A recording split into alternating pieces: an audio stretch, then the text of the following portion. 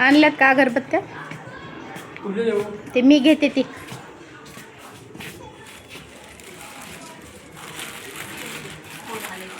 या ये रे ये ये ये. दोघांचे ड्रेस सेम आहेत, कलर मॅचिंग. ठीक आहे. हां अगरबत्ती. हां ते द्या हातात. हां 1 2 3 द्या द्या. हो मस्त. कशा आहेत पोरं तिकडं? आहेत ना. तुला काय द्यायचं रे?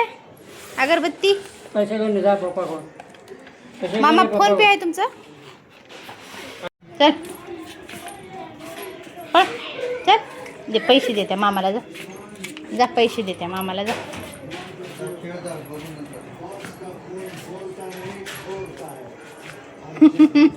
कसा आला पळत.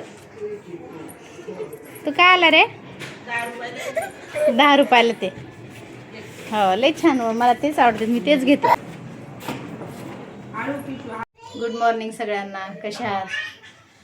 तर आज मी खूप दिवसानं व्हिडिओ बनवायले. म्हणजे झाले 5-6 दिवस झाले. तर मला रोज काय व्हिडिओ बनवणं होत नाही, तुम्ही समजून घ्या. कारण की मी व्हिडिओ बनवते स्वतः, पण मला एडिटिंग जमत नाही. एडिटिंग माझी मुलगी बनवते, लहान मुलगी.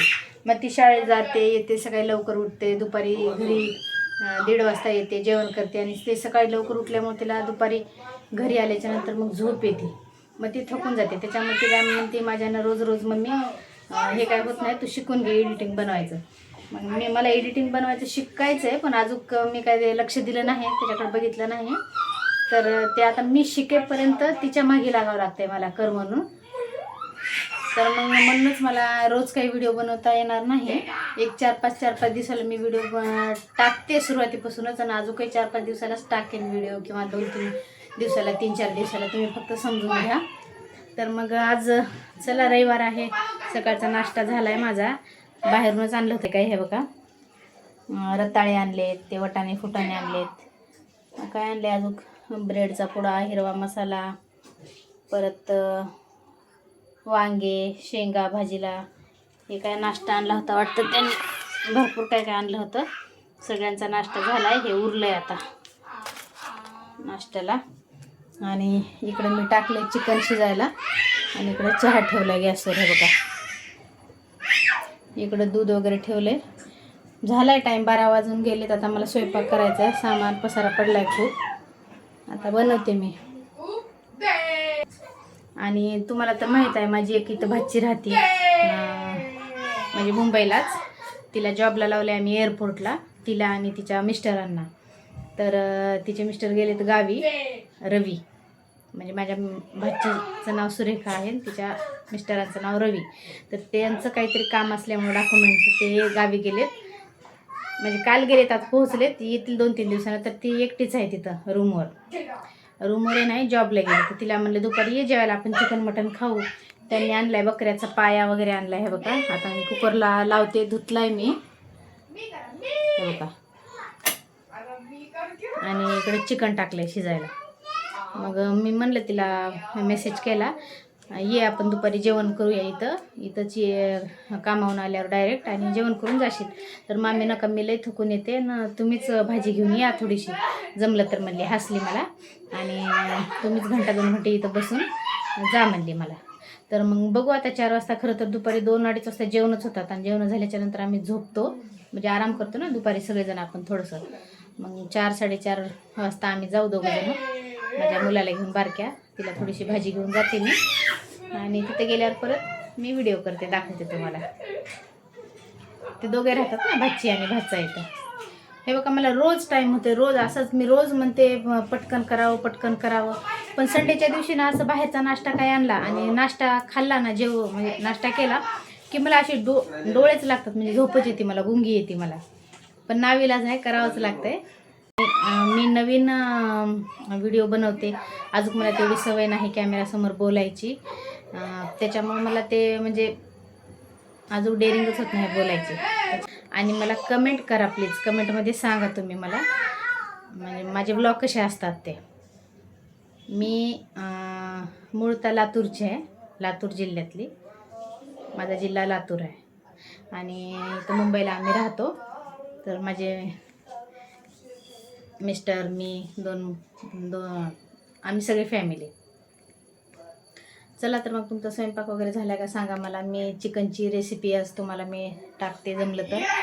सिंपलच बनवते मी चिकनची भाजी. आणि हा पाया उकडायला टाकते गॅसवर, 5-6 शिट्ट्या मारते. ह्याच्या वेळ लागतो त्याला शिजायला. आणि 2-3 भाकरी टाकते, थोडासा भात टाकते गरम गरम. आम्ही चहा पिला नव्हता सकाळी म्हणून मी चहा पण टाकला आहे बघा करायला.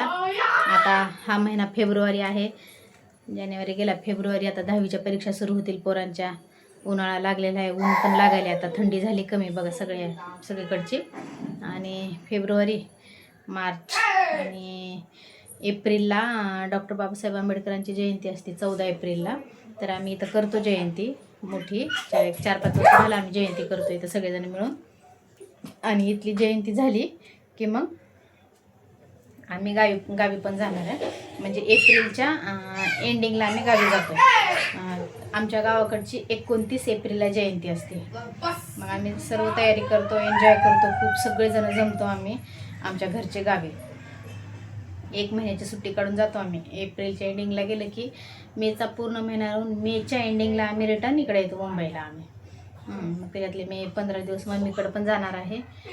जातेच मी, जावंच लागलं. आईवडील आहे तोपर्यंत जावं लागते, भेटून यावं लागते. माझ्या मम्मीचं ऑपरेशन झालेलं आहे, खूप मोठं वर्ष झालं आहे ऑपरेशन होऊन. कोणतं ऑपरेशन झालं आहे, कसं झालं आहे, मी तुम्हाला सांगन त्यावेळेस गावाकडे गेल्यावर. माझ्या मम्मीला दाखवीन, माझ्या पप्पाला दाखवीन, माझी सगळी फॅमिली दाखवीन, माझे भाऊ बहीण सगळेजण. गावी गेले की आपल्या सगळ्यांच्या भेटी होतात. माझ्या सासरकडची लोक पण दाखवते तुम्हाला, सासरचं घर दाखवते, सासरची फॅमिली दाखवते, गावाकडचं वातावरण कसं आहे ते दाखवते. खूप चांगले लोक आहेत, खूप चांगली माणसं आहेत गावाकडचे. आपल्या जुनी माणसं आता होणं शक्य नाही आधीच्यासारखं. नवीन पिढी काही कामाची नाही, आपण काहीच कामाचे नाही. म्हणजे आधीच्या माणसांची बरोबरी आपल्यात कुठंच येत नाही. आपण कुठंच नाही, तरी पण शक्य होईल तेवढं आपल्यात माणुसकी आहे. आपण बऱ्याच गोष्टी चांगल्या करतो. आपल्या आहेत अजून संस्कार चांगले.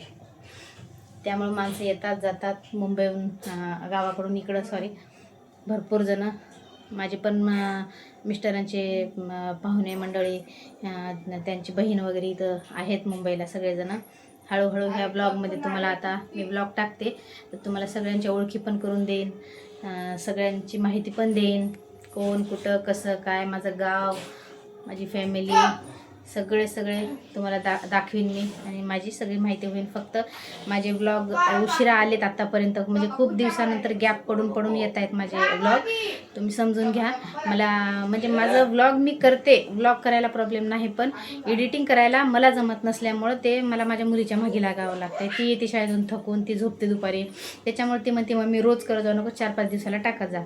त्याच्यामुळं माझे फक्त 7 ते 8च ब्लॉग गेलेले आहेत.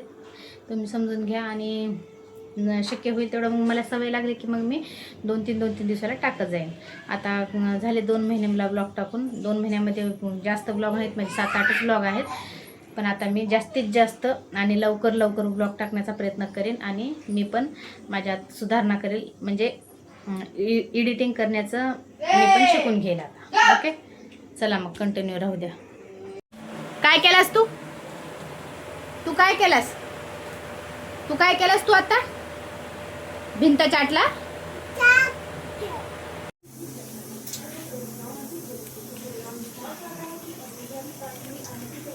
चिकन शिजलंय. तुम्हाला चिकनची सिंपल रेसिपी दाखवते मी. तर हे काही चिकनचा मसाला केलेला, अद्रक लसूणची पेस्ट आहे ह्याच्यात खाली, आणि थोडंसं हे सपक काढलंय बाळाला. आणि इकडं दूध आहे आणि इकडं भात शिजतोय. आणि हे यांच्या ड्युटीवरच्या एक म्हणजे सोबतचा कर्मचारी, त्यांच्या बायकोने घरी केलेला मसाला आहे, काळा मसाला. तर ते ह्यांनी विकत आणला आहे 1 किलो 600 रुपयाचा. तर हे आता करते भाजी. 2-3 वेळा केले, तरी आता ह्यावेळेस करून बघते, दाखवते तुम्हाला.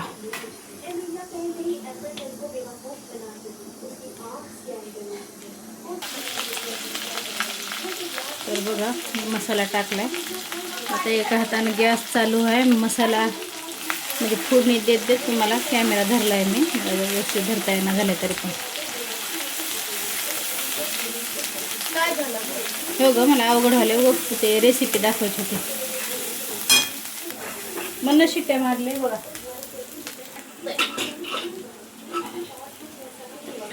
पाहत आहेत का?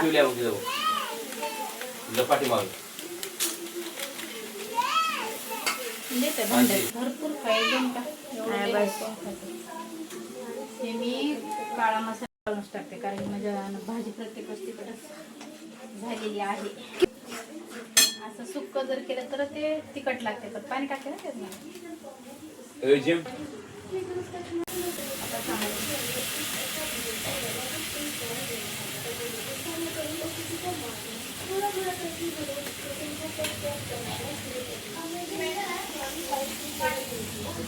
बघा.